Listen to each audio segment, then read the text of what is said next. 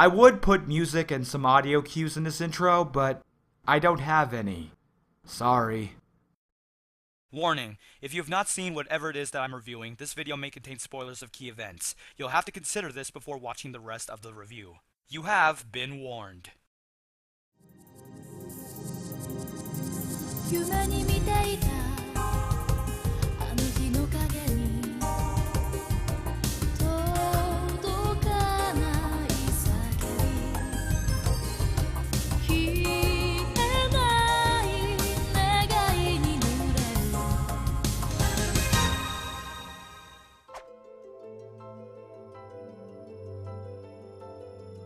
Studio Deen's Fate Stay Night Unlimited Blade Works is something that tries to stuff every single thing it has in the closet into a single luggage container. It folds and adds, but eventually hits the point of frustration and just resorts to cramming, forcing it all in with all it has, until finally, it realizes it needs to let go of some things if it's ever going to go anywhere. Acting as an alternative for Fate Stay Night 2006, Studio Deen's previous effort with a Fate Stay Night property, it aims to be a faithful adaptation of the source material's second route of the subtitle's name. And though Yuji Yamaguchi's direction and Takuya Sato's writing do aim for core character relationship elements of the story regarding Rin, Shiro, and Archer, and tries to delve into its own ideas of exploring the heroic ideal, it's all understandably compromised. I've never done a read-through of the original Unlimited Blade Works route from the visual novel, but I shouldn't have to, since at the end of the day, an adaptation is meant to tell a story from one medium into another, regardless of prior knowledge of what happens. But just from intuition alone, watching this film felt like having a book read to me,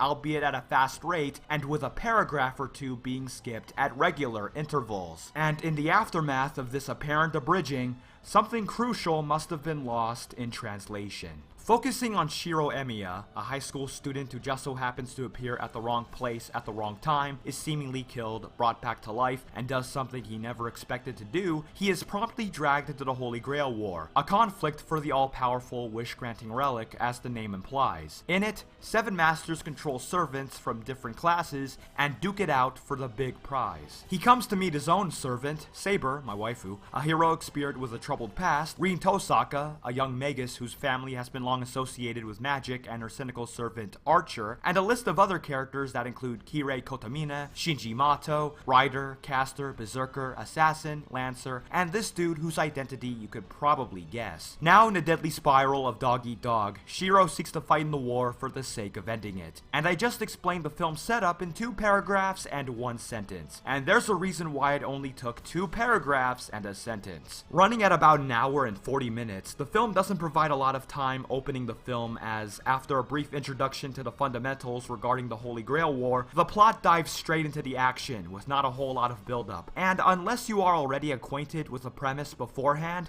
you won't get the full gist in the opening scene. The story handles this condensed window of time by prioritizing the beats of the plot, a 2-sided technique. On one, the story gets to proceed with what it has to tell with what needs to happen, but on the other, flavor is sacrificed. It's almost like completing a connect-the-dots activity, but instead of coloring the picture you finished, amplifying the work with an additional level of identity, you just leave it as is. Shiro and Rin certainly do share some potentially intriguing moments where both parties expose each other's feelings, but thanks to shortened time, often don't last long enough to establish a properly built bond. These scenes come one after another, and yet I couldn't help but feel like something's being forced here in relation to how close they get. The result is a relationship that comes off as a tad too transparent, as despite not knowing each other for very long, one is already attached to the other somehow. But this isn't the only compromise. The plot often doesn't get the time to flesh out any of our friends or our foes, which is a bit of an opposite compared to this film's predecessor. From the egotistical Shinji,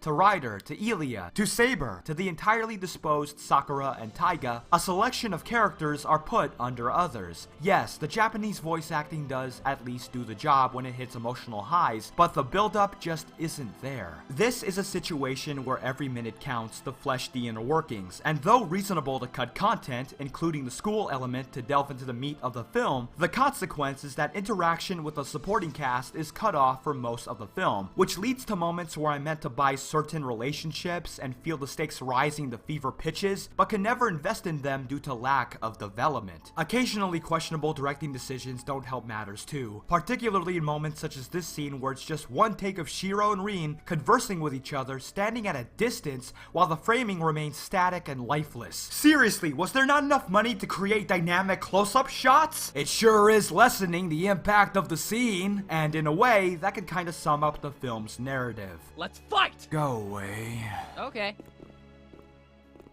Instead of feeling like a naturally flowing story, Unlimited Blade Works comes off as a checklist of different essential plot points that have to be touched upon in order to count as an adaptation. Problem is that it doesn't lend itself to sufficient networking of themes or ideas. That only means you have a plot that begins and ends, but with a lack of focus on the center of its driving force. What is it about exactly? Unlimited Blade Works tries to explore a different side to heroism than Fate Stay Night 2006 did, where it was mostly adapted from the Fate route of the source material, though I've read that it also mixed a few different elements from the other routes as well. But where that was about displaying the heroic ideal of saving everyone for the sake of good, basically putting the ideal on the table, Unlimited Blade Works is about what it means to fulfill that ideal. That's where Archer comes into play, as he's the emissary of the story's ideas of what you have to sacrifice in order to achieve an ultimate good. He is, more or less, a result, a personification of that ideal, and his actions are a reflection of that. The actions of an anti-hero, who acknowledges that prices are paid to reach goals, with Shiro obviously being on the opposite spectrum, and through this, has his own beliefs in a supposed ringer. But it isn't just about Archer, however, it's also about Rin and who she is.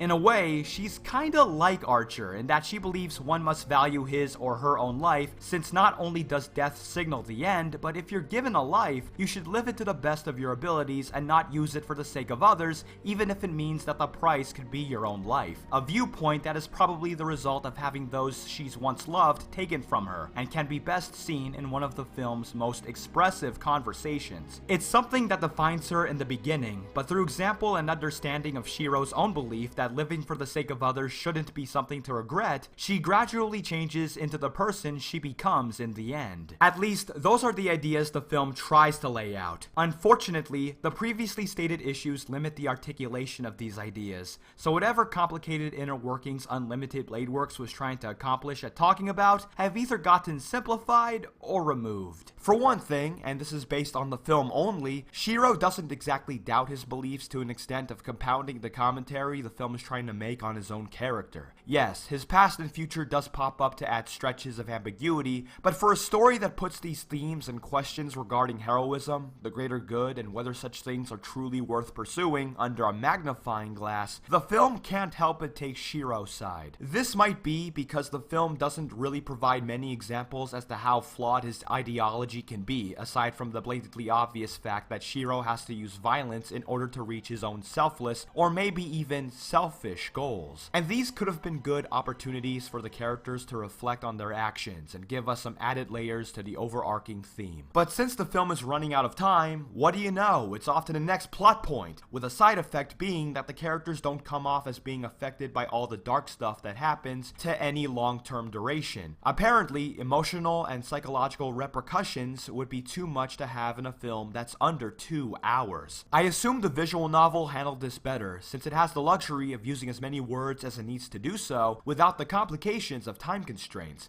These things are the main thematic pieces for what is, in essence, a darker story than its TV predecessor. But without the time to stop and add all the critical layers, the effect of ambiguity faints, and Shiro's morality conflict ends up being downplayed. And even when the characters don't have all the answers, the story isn't very sincere about that. But that's not to say the film does everything wrong. Actually, Unlimited Blade Works can do some interesting things with itself, albeit for a brief moment. Yeah, it sucks that the narrative is pretty much a checklist, but the moments that the checklist targets can be well done sometimes. In fact, when the characters do stop and talk, there's this short spot of light where characterization blooms. And like Fate Stay Night 2006, these characters can have some enjoyable chemistry thanks to some of the writing. Some scenes can be quite unique across the whole film. And then there's stuff that can be kinda gut-punching like, oh my god! God, no! Some of the highlights, sure as hell, are the fight scenes. Complemented with an exciting soundtrack, this is probably the best action work I've seen Studio Deen produce. Crafting animation and art details so refined that if I didn't know any better, I would have thought this came from Ufotable in some spots. Explosive, expressive, fast, and not a shitty looking CG dragon to be found. The higher budget did wonders, as the presentation is a clear contrast from Fate Stay Night 2006, supplying a sense of spectacle it lacked, even if they decided to bring back the dreaded, distracting bloom overlay. What appealed to Studio Deen to bring this fucking thing back? However, though I've seen this in Japanese, like Fate 2006, I've also heard the English dub, and the voice acting is mostly in the same ballpark as that anime. It does the job, and to its credit, it maintains enough of the intended effect of its Japanese lingual counterpart. Sam Riegel sounds similar, though his emotional range is about 10% better. Melanie sounds the same, Liam O'Brien adds more breath to his performance as Archer, but all in all, he's okay. And Gilgamesh?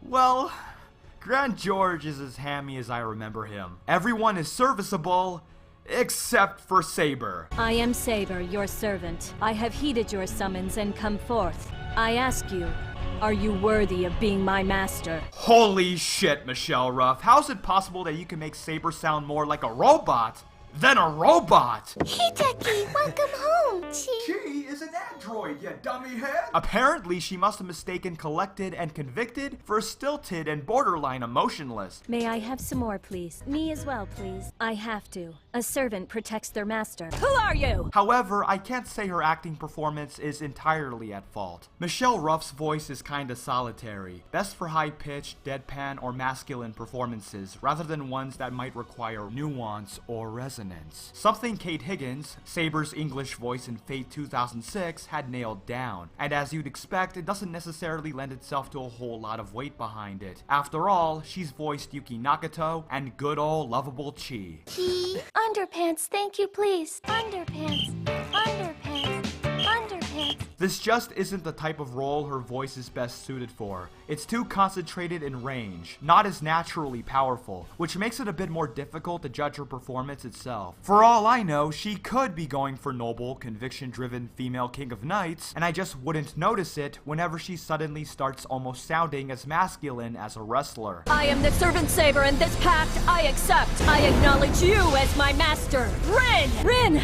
But Rin, who are you? Then again, considering how Saber has only 2 minutes and 14 seconds of dialogue, and yes, I actually took the time to compile the total time she speaks, it's not like she has much material to begin with. The film already has other problems as it is. Fate Stay Night Unlimited Blade Works by Studio Deen is a valiant effort of condensing what I'd imagine to be an assload of text reading and clicking and fitting it within the span of under 2 hours as a feature-length film of visuals and acting. And when it does utilize the visuals and acting part, I'll admit that it can shine on more than one occasion. But under 2 hours is not enough. And really, did it have to be under 2 hours? It couldn't be longer? I suppose they must have done all that they could do with what they had to work with in the limited time frame that they could pull off, but if this was meant to be a faithful adaptation, the extent to which it is faithful, I would not know. What I do know is that Unlimited Blade Works is a fast, grim, and spectacular showpiece for what the studio is really capable of, even if the gyros and gears inside the pretty watch are a bit rusty. Sacrificing characterizations of the overall cast, protruding the themes that might not have had the time to convey to the fullest, and a feeling that I may be missing out on something. I don't think I'm getting the full picture here. Now with Ufotable taking the reins of the story for our split core TV anime, I hope I'll get to see Unlimited Blade Works in a better light. Indeed, it is the main reason I decided to do Fate Month and to review this film. Will it be good? Will it disappoint? Will it suck? Who knows what that adaptation will bring when it hits this October. But I do know one thing. It should, at least, bring more to the forefront than this. La la la la la la.